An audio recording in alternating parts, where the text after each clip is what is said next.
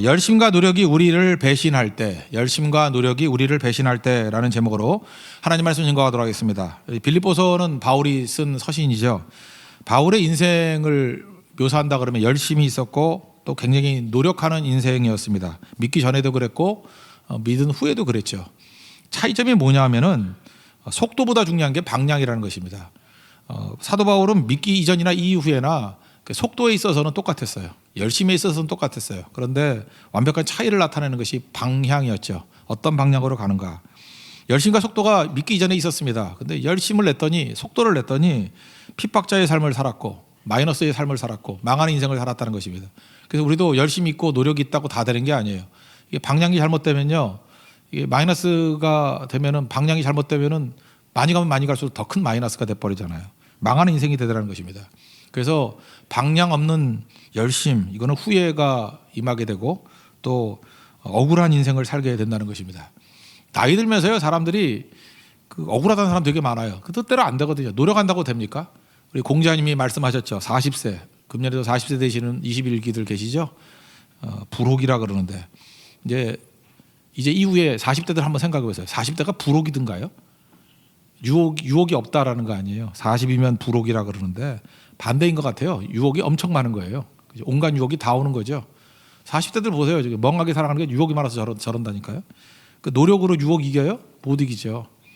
하나님의 능력 아니면은 유혹 못 이겨요. 그래서 불혹의 때에 반대로 생각이 돼요. 유혹이 많으니까 은혜 붙들어서 이겨야지, 이렇게 생각해야 된다고요. 50세는 뭐죠? 지천명? 저 50대인데 제가 지천명 같이 보여요? 천명을 알아요?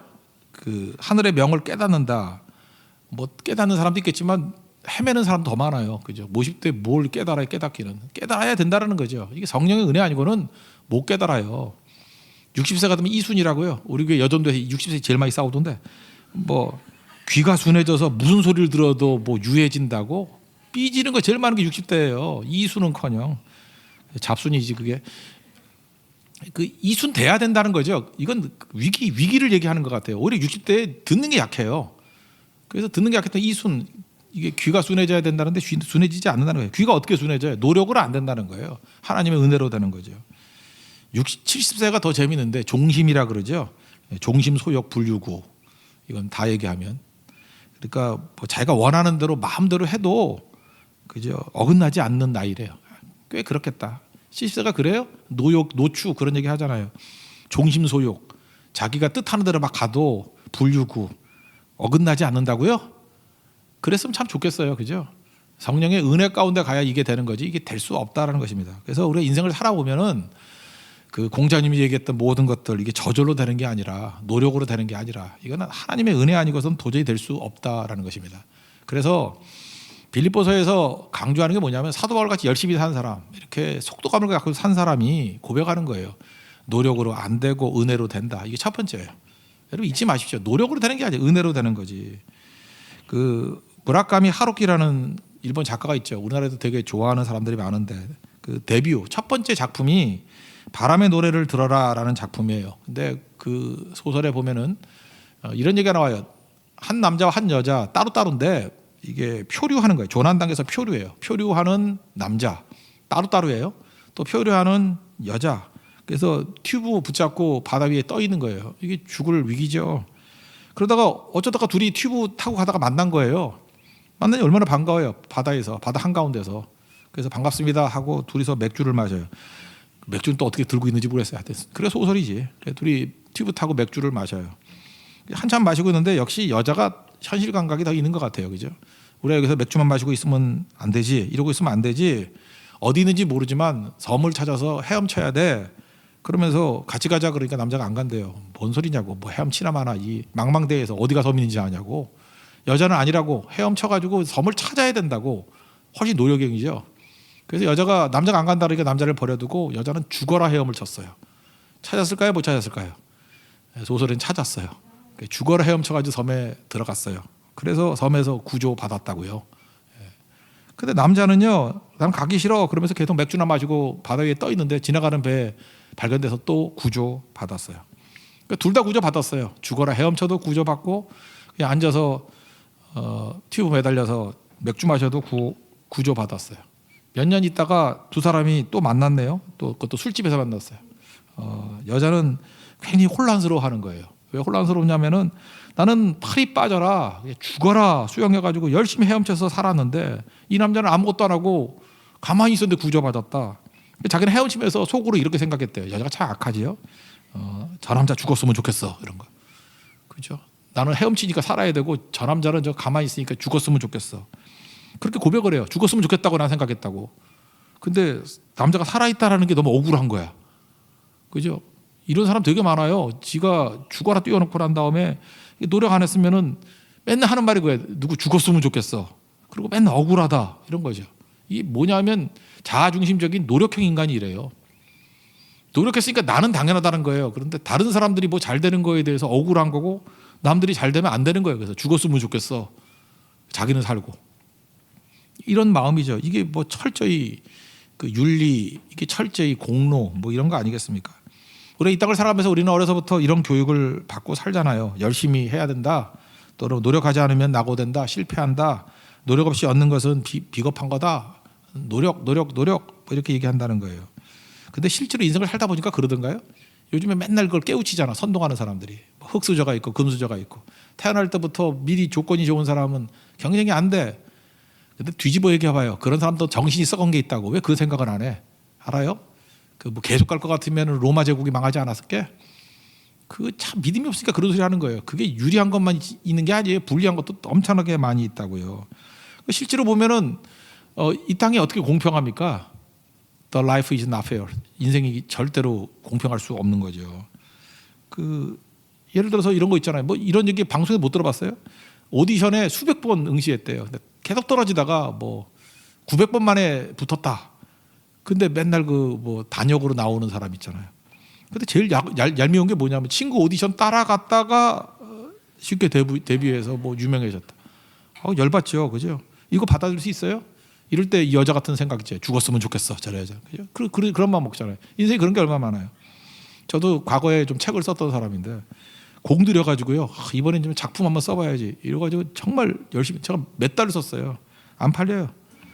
부흥닷컴 안 팔려요. 제일 안 팔렸어 그거. 내가 진짜 심혈을 기울여서 내가 보통 10번 쓸 노력 갖고 썼는데 제일 안 팔렸어요. 대충 이틀 만에 썼던 거 마른 뼈도 살아날 수 있다. 그거 제일 많이 팔렸어요. 저도 인생이 헷갈리는 거예요. 도대체 뭐가 맞나. 대충 하면 되고 죽어라 노력하면 안 되고. 설교도 그래요. 막 기도도 열심히 하고 죽어라 준비했는데 성도들은 맹성해서 오늘은 어려웠다느니 뭐 졸음 참다가 힘들었다느니 뭐 이러고. 어떤 때는 대충 해가지고 나와가지고 어떤 때 막 쫓겨가지고 준비도 안 된 설교 했는데 뭐 이런 설교 태어나서 처음 들었다. 어쩌란 말이야 남자. 어쩌라고. 인생이 이상해진다니까요 이거. 노력이라고 반드시 되는 것도 아니고요. 뭐 열심히 했다고 되는 것도 아니고 또 대충 한 게 되는 거예요. 그래서 이 여자가 아까 표류했던 여자가 이런 얘기를 하는 거예요. 여자 입장에서 남자는 운이 좋아서 구조받았어. 이런다고. 운이 좋아서. 그거 한번 뒤집어 놓고 봐요. 여자는 운 아니었어요? 바다에서 수영했더니 열심히 허우적댔더니 죽어라 수영했더니 섬을 발견했어요. 그게 노력으로 발견한 거예요? 운으로 발견한 거예요? 동서남북 어딘지 알고 갔는데 운이 좋았죠? 한번 생각해 보세요. 남자만 운이 좋아서 구조받은 게 아니고요. 죽어라 헤엄쳤던 여자도 운이 좋아서 구조받은 거예요. 섬을 발견한 거죠. 그런데도 헤엄친 사람은 뭐라고 생각하냐면 자기는 노력해서 섬을 발견했다고 생각을 해. 우리가 그래요. 우리가 노력해서 섬을 발견했다고 생각해. 자기도 운인데. 운이란 말은요. 기독교적인 용어로는 은혜예요. 제가 금주간에서 10만 갔다 와서 형제한테 한번 혼냈던 적이 있는데 사업이 되게 잘 되거든요. 갑자기 뭐 100배의 축복을 받고 막 이랬어요. 그랬더니 어떻게 이렇게 잘 됐냐 그랬더니 자기 딴은 겸손하다고 이렇게 얘기를 해요. 목사님 운이 좋아서. 그래서 제가 곧장 욕을 했어요. 운이라 그러는 게 아니고 하나님의 은혜라 그러는 거라고. 그랬더니 은혜라고. 그걸 또 안 잊어가지고 또 10만 갔더니 그 얘기를 하더라고.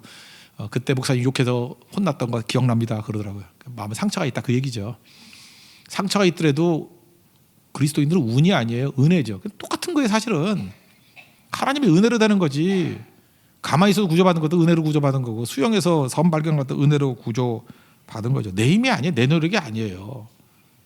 사도 바울이 이 얘기하는 거예요. 지가 뭐 노력하고 애쓴 거 얘기 쭉 하잖아요. 그런데 9절에 이렇게 얘기하잖아요. 그 안에서 예수님 안에서 발견되려 함이니 내가 가진 의는 율법에서 난 것이 아니요 오직 그리스도를 믿음으로 말미암은 것이니 곧 믿음으로 하나님께로부터 난 의라. 은혜다. 하나님께로부터 났다. 이건 십자가의 의다.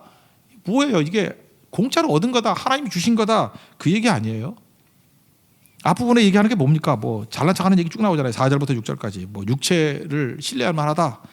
뭐 8일 만에 할례 받고 뭐 자랑하는 거 있잖아요. 뭐 히브리인적이 히브리인이고 뭐 또 뭐 있나? 뭐 율법으로는 바리새인이고 열심으로는 교회를 박해해서 흠이 없는 자다. 근데 이 모든 것들을 가지고 얻은 게 있어요, 없어요? 얻긴 얻었죠. 핍박자라는 칭호, 실패자라는 칭호, 망한 놈, 망할 놈, 망할 놈이 아니에요. 망한 놈. 그죠? 그런 칭호밖에 못 얻었잖아요. 그러니까 여러분 인생에서 제일 중요한 게 뭐냐? 은혜죠, 은혜. 은혜를 구하는 자는 기도합니다. 내 힘으로 안 되니까 하나님 은혜를 부어주세요. 자세는 뭐죠? 죄인입니다. 불쌍히 여겨주세요. 십자가 이해 아니면 구원이 없습니다. 그래서 오늘 기도에 나온 거 아니에요? 우리가 은혜 아니면 어떻게 살아갑니까? 그죠? 은혜 붙드는 거예요. 은혜. 노력으로 되는 거 아니에요. 은혜 붙드는 거라고요. 그래서 하나님 은혜 주십시오. 그게 기도예요. 그 은혜가 임한 자를 당할 길이 없다는 것입니다. 은혜 가운데 나가면 이제 예수님을 믿는 거니까 두 번째 단계에서는 부러움이 바뀌는 거예요. 이전까지는 부러워했던 게 지금은 안 부러워요. 제가 설교에서 처음 옛날에 뭐 한 15년 전인가 처음 사용해서 15년 더 됐나? 15년 전에 제가 설교 제목이 부러우면 지는 거다 이런 설교 제목을 잡았어요. 많이 들어봤죠? 그거 처음 시작한 게 저였어요.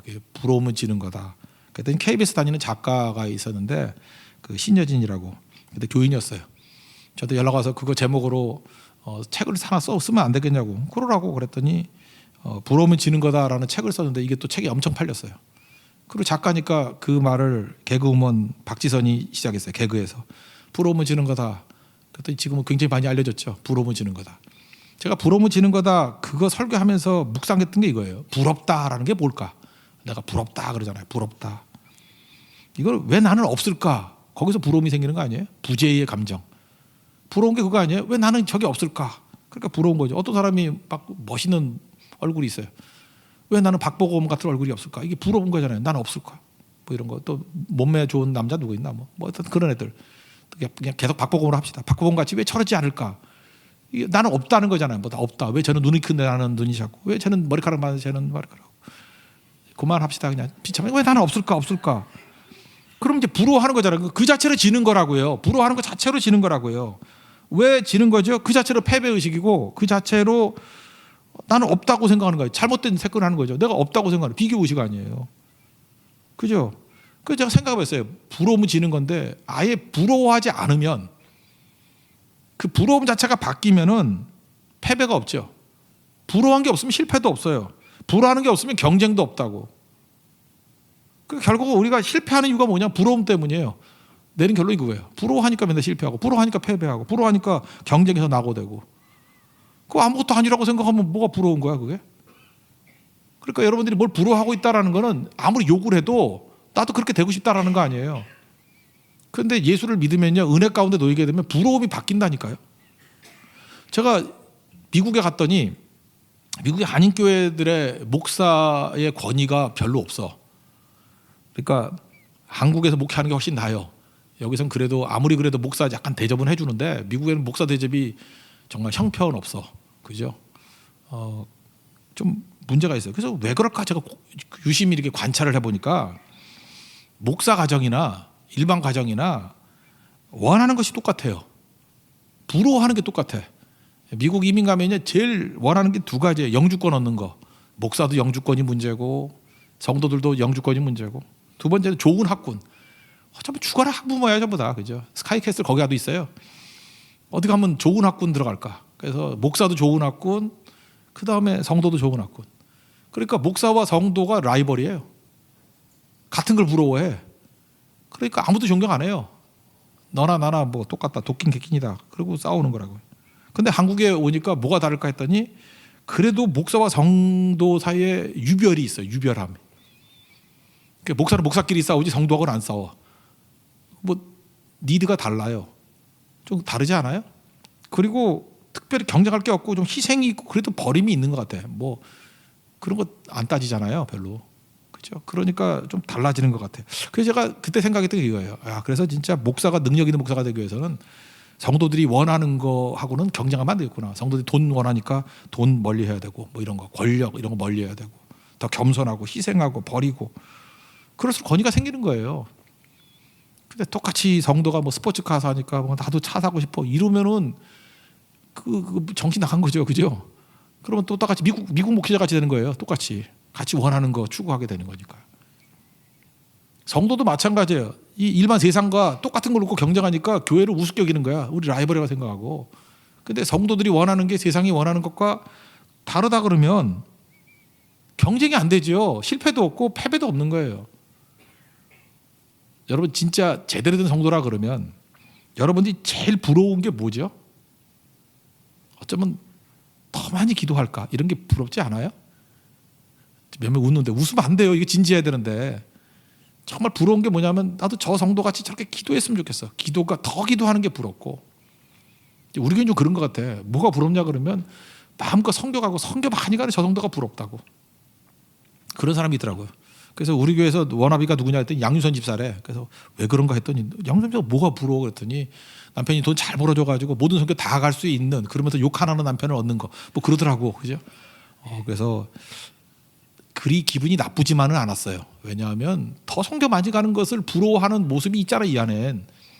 그렇다 그러면 그게 뭐 옳고 그런 게 문제가 아니고 부러움이 그 정도 부러움이라 그러면 적어도 세속적인 건 아니잖아요. 그죠?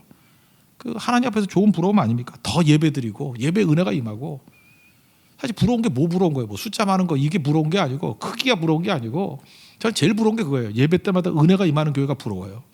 주님의 임재가 있는 교회가 부럽고 변화가 나타나는 교회가 부럽고 성도들이 하나같이 십자가 지고 희생하려는 것을 기뻐하는 교회 그게 부러워요. 사실 그렇게 되기를 원해요. 그럼 이게 어떻게 경쟁이 되며 이런 게 어떻게 실패감을 느끼고 이거 어떻게 패배감을 느낄 수 있겠습니까? 그러니까 여러분 부러워하는 게 세상적인 부러움이니까 맨날 좌절하고 그러는 거예요. 그러니까 부러우면 지는 거예요. 그래서 부러워도 이기는 길이 있어요. 성령 안에서의 목표를 부러워하면 안 진다고. 7절 8절이 그러잖아요.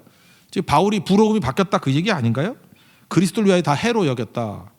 그다음 8절 보니까 모든 것을 해로 여기면 그리스도 예수를 아는 지식이 가장 고상합니다. 그래서 내가 이제까지 잘하겠다 모든 것을 배선물같이 똥같이 여겼다 이거예요. 똥같이 여겼다. 이게 원문이 그거거든요. 똥같이 여겼다. 그러니까 사도 바울의 부러움이 완전히 바뀌어버렸다는 거죠. 그러니까 이제는 뭐 원함이 변했으니까 예수님의 기쁨이 내 기쁨이 되고 그러니까 바울은 아무리 핍박이 와도요. 아무리 고난이 와도 없는 게 뭐죠? 실패자라는 의식이 없어. 패배자라는 의식이 없어. 뭐 상처 입었다라는 이런 의식이 없어. 그리고 얻어 터지고도 좋아하고 고난받고도 좋아하고 뭐 다 얻었다 그러고. 그러니까 여러분이 기뻐하고 슬퍼하는 수준을 보면은 부러움이 뭔지를 아는 거죠. 세상적인 거 부러워하면 부러움은 지는 거예요. 그건 당연히 그렇게 돼 있어요. 근데 영적인 거 하나님께서 주신 가치를 부러워하면은요 경쟁도 없고 실패도 없고 패배도 없고 무조건 이기는 겁니다. 이게 은혜 안에 살아가는 백성들의 모습이라는 것입니다. 그리고 세 번째 단계는 열정이죠. 그러면 우리는 뭐 대충 뭐 하늘만 쳐다보고 아무것도 안 하고 살아가느냐? 그게 아니죠. 열정이 생기는데 사랑에서부터 열정이 생긴다라는 것입니다. 열정을 증명하는 방법이 뭐예요? 요즘에 우리나라도 열정 그러는데 없는 열정을 짜내려고 그러니까 힘든 거죠. 그 야근하고 뭐 오버타임하고 뭐 코피 터지고 그래서 열정을 보여내는 걸 맨날 코피 터진 것 같고 보이대. 뭐 코피 흐른다. 열정. 그게 뭔 놈의 열정이야. 그죠? 이런 거 똑같은 거죠. 눈앞에 좋아하지도 않는 남자를 앉혀놓고 왜 나는 저 남자를 사랑하지 않는가 이 고민하는 거와 똑같아. 멀쩡한 놈 많지 않았는데 주변에서 사랑해야 된대. 이유가 뭐 엄마가 특별히 그래. 엄마가 사랑해야 된대 쟤를. 쟤 돈 많대. 쟤 잘생겼대. 명 짧아 보인대. 그래서 쟤를 사랑해야 된대. 근데 아무리 사랑하려고 해도 사랑이 안 생기는 걸 어떻게 해요? 사랑은 억지로 되는 게 아니죠. 사랑은 사실은 저절로 되는 거예요. 그러니까 사랑의 시금석은 뭐냐면 이런 거예요. 될 수 있으면 헤어질 생각을 하세요. 될 수 있으면 헤어지고 저 사람과 죽어도 안 만나. 싫어. 헤어져야 돼. 그 결심을 막 하라고요. 결심을 또 하고 또 하고. 그래도 또 생각이 나고 어쩌다 생각이 나겠지. 패티김 노래가 생각이 나고. 냉정한 사랑이지만 뭐 이런 거. 여기 지금 여자분들이요. 지금 결혼하신 분들도 가끔마다 오늘 첫눈 왔죠. 진짜 눈 같은 첫눈. 그때 어쩌다 생각나는 사람, 그거 사랑했던 남자였어요. 근데 엄마 말 듣고 지금 그 남자가 결혼해서 지금 그 꼴이 된 거지. 진짜 그렇다고. 이게 어쩌다 생각나는 게 진짜거든요. 어쩌다 생각은 뭐예요? 막 못하게 하고 막고 막 그래도 진짜가 있거든요. 그 사랑에서 나오는 게 진짜 열정이라고요. 하나님께서 우리에게 주신 은사 가운데 세상에서 제일 좋은 은사가, 쉬운 은사가 사랑이죠. 사랑은 저절로 되는 건데 이거를 뭘 노력할 게 뭐 있어. 자기가 좋아하고 사랑하는 거는 저절로 되는 건데 그거 하면 열정이 다 생기는 건데, 열정은 사실 메시지도 아니에요. 사랑하는 거 해보세요. 다 열정이 생기죠. 그래서 우리가 교회에서 할 일이 뭐냐면 맨날 구호 외치면서 뭐 열정을 갖자, 제주선교 가자, 5차 가자 이런다고 가는 게 아니고 예수님 사랑이 마음에서 터져나오고 제주의 영혼들을 사랑하는 마음이 생기면은 열정이 생기는 거죠. 우리나라 지금 사기치는 것 중에 하나가 뭐냐, 열정페이죠. 뭐 월급은 조금 줄 테니까 열정으로 하라. 그거는 진짜 등쳐 올라가는 짓이죠. 열정페이가 어디 있어? 진짜 사랑하는 일이라 그러면은 그 아무것도 없다 할지라도 뛸 수 있는 거죠. 사랑도 안 생기는 것 같고 열정페이라 그러면 안 되죠. 사실 목회 같은 건 이제 열정페이가 돼야죠. 그죠? 열정으로 해야 되는 것이. 이게 뭐 대가, 뭐 크기, 뭐 위치 이런 거 갖고 따지면 되겠어요. 이게 진짜 열정페이죠. 열정으로 뛸 수 있는 것들, 그게 중요하다는 것입니다. 그래서 열정이라는 거는 강요에서 아니라 스스로 생기는 거예요. 그래서 10절 보세요. 부활의 권능과 그 고난에 참여함을 알고자 하여. 사도 바울은 자발적이잖아요. 내가 그 고난에도 참여하기를 원한다고. 십자가의 고난에도 참여하기를 원한다고. 부활에도 동참하기를 원한다고. 예수님 너무너무 사랑하기 때문에. 그래서 13절, 내가 아직 다 잡은 거 아니라고. 여기서 다 잡은 거 아니고 14절, 표대를 향하여 부르심의 상을 위하여 내가 나아간다고. 여기서 열정이 안 느껴져요? 주님 사랑합니다. 주님이 가라 하시는 거, 주님이 하라는 거, 그거 붙들고 충성하기를 원합니다. 사랑과 믿음이죠. 그래서 여러분들 사랑 없이, 믿음 없이 자꾸만 이렇게 일만 하면요, 가룟 유다 됩니다. 오늘 새벽에도 말씀했잖아요. 베드로하고 가룟 유다의 차이점이 뭐예요? 둘 다 배신했잖아요. 넘어졌잖아요. 근데 차이점은 뭐냐? 베드로는 원래부터 믿음이 있었고 예수님에 대한 사랑이 있었고, 가룟 유다는 처음부터 없었어요. 요한복음 6장 64절에 보니까 너희 중에 믿지 아니하는 자들이 있느니라. 너희 중에 마귀가 있느니라. 마귀의 특징이 뭐냐? 믿지 않는 거거든요. 믿지 않아도 다른 의도 때문에 예수님께 이렇게 합류한 사람이 있어요. 지금도 뭐 이 자리에 없겠지만 교회 안에도요, 그 믿지 않으면서도 그냥 얼떨결에 나와서 앉아 있는 사람이 있어요. 믿음 없이도, 예수님 사랑 없이도, 무슨 목적 때문에, 다른 목적 때문에. 그 마귀래요, 마귀. 그 있다고요. 그러니까 예수님이 이러잖아요. 너희 중에 하나가 나를 팔리라 이랬다고요. 이 성찬 만찬 중에, 성만찬 중에. 그럴 때 이게 이제 십자가 지기 직전이잖아요. 그러니까 몹시 두려울 때예요. 지쳐 있고 막 밖에서 핍박하는 자들이 막 왔다 갔다 하고. 그러니까 마음 가운데 이제 고난과 핍박이 올 건데 내가 잘 견딜 수 있을까? 조바심이 있죠. 그래서 묻잖아요. 다 근심하면서, 베드로도 근심하고 요한도 근심하고 또 뭐 가룟 유다도 근심했겠죠. 그래서 주님 접니까? 이렇게 물었어요. 다들 제자가 다 물었어요. 주님 접니까? 제가 파는 사람입니까? 근데 이거는 베드로하고 가룟 유다는 질문이 달라요. 베드로는요, 넘어질까봐 하는 두려움 때문에 묻는 질문이에요. 내가 혹시라도 이 핍박 때문에 넘어질까봐, 예수님 사랑하는데 넘어질까봐, 예수님 믿는데 넘어질까봐. 근데 가룟 유다는 들킬까봐. 다르죠. 넘어질까봐 두려워 의심하는 것과 들킬까봐, 자기 안 믿거든요. 근데 믿는 척했다고 들키는 거 아닌가. 또 그 다음에 자기가 아니기를 바라는 마음이에요. 베드로는 저는 아니죠. 아니기를 바라는 마음이에요. 근데 가룟 유다는 예수님과 다른 사람이 모르기를 바라는 거예요. 차이점이 있죠. 아니기를 바라는 것과 들킬까봐 모르기를 바라는 거 다르죠. 약함도 있고 악함도 있어요. 그래서 베드로는 자기 약함과 악함 때문에 안타까워하는 거예요. 근데 가룟 유다는요, 자기 자신의 약함과 악함을 감추기 위한 거예요. 그래서 묻는 거죠. 이거 하나가 땅 차이죠. 그래서 신앙이라는 건요, 지금의 신앙이에요. 단 한순간이라도, 지금 한순간이라도요, 예수님을 진짜 나의 구주로 믿으면 연어같이 회귀해요. 돌아온다고. 베드로같이요, 한 번이라도 예수님을 제대로 믿으면요, 한 번 믿으면요, 그래서 이게 성도의 견인이란 말이 거기서 나온 거라고. 진짜 믿으면요, 구원의 확실성이에요. 다시 돌아와요. 그래서 배신했던 베드로지만 예수님이 그러잖아요. 지금 묻잖아요. 내가 지금 나를 사랑하느냐? 지금이에요? 내가 과거 미래는 모르지만 지금 내가 예수님 사랑합니다. 예수님이 그걸로도 시작하는 거예요. 지금 이 순간 사랑하지? 됐어. 내 양을 먹이라. 가룟 유다는 어땠어요? 한 번도 믿어본 적이 없어요. 사랑한 적이 없어요. 그러니까 예수님께 오지도 않아요. 그냥 죽어버리잖아요. 자살하잖아요. 열정은 어디서 나오는 거냐 하면 사랑에서 나오는 거예요. 열정은 믿음에서 나오는 거예요. 그래서 교회는요, 사실 목사가 하는 메시지는 간단한 거예요. 예수님 사랑을 외치고 예수님에 대한 믿음을 외치고 예수님의 은혜를 붙드는 거예요. 그래서 내 결심으로 미래가 이루어지는 게 아니고 내 노력으로 내가 하나님 뜻대로 사는 게 아니에요. 주님 나를 불쌍히 여겨주세요. 난 노력으로 안 되거든요. 내가 얼마나 약한지 아시잖아요. 제가 얼마나 악한지를 아시잖아요. 내가 얼마나 이렇게 우유부단한 존재인지 아시잖아요. 나를 붙들어 주세요. 그래서 어떤 사람 자기가 너무 우유부단하니까 그래요. 사랑의 줄로 나를 매주세요. 어떤 사람 나를 막 억지로 끌고 가주세요. 막 이런 고백도 있어요. 이걸 율법주의라는 게 아니에요. 사랑하는 마음 때문에 내가 너무 연약하기 때문에 나를 불쌍히 여겨달라고 강권적으로 나를 붙들어 주세요. 이게 왜 나오는 거예요? 약함에 대한 안타까움이에요. 악함에 대한 안타까움이라고요. 혹시나 내가 주님을 저버릴까 하면 안타까움이라고요. 이게 믿음이에요. 이게 믿음. 그러니까 소망이 뭐죠?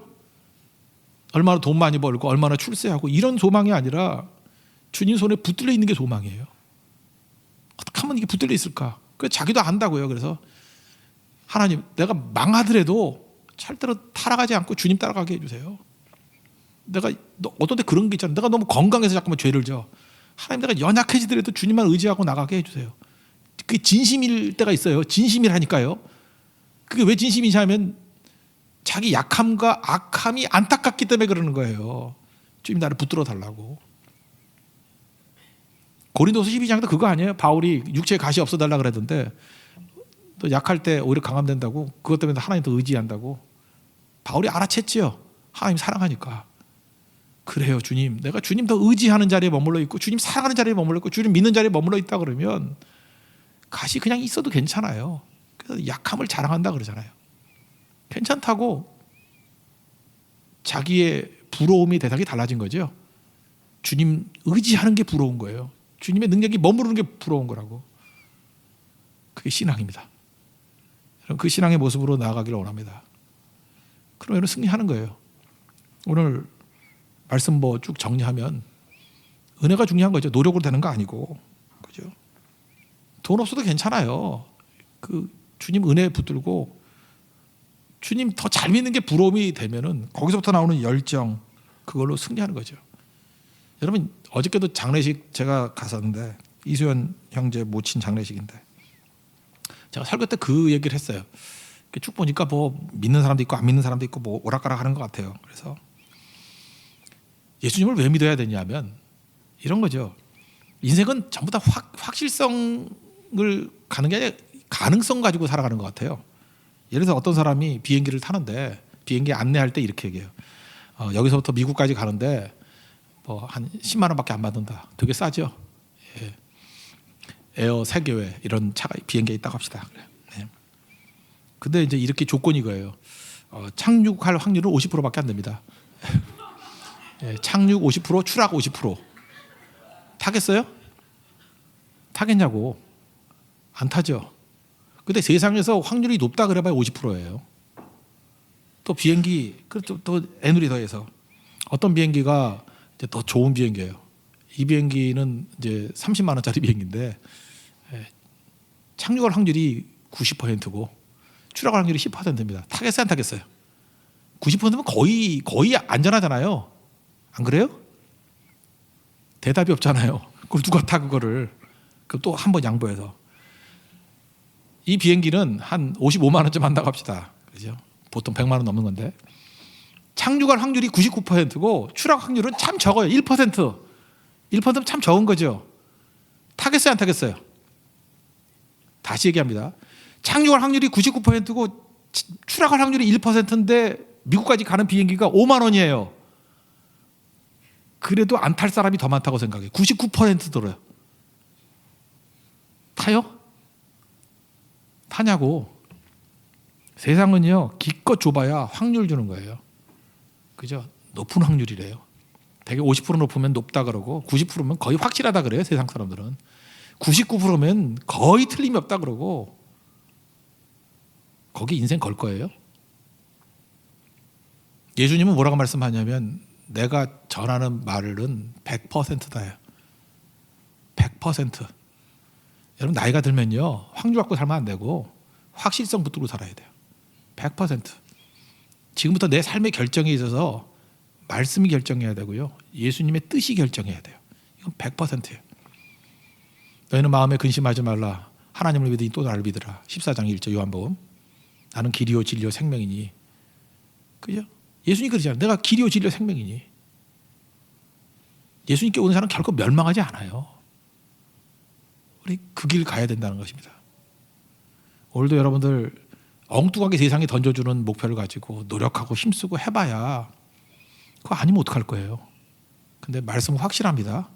하나님 은혜로 인도해 주세요.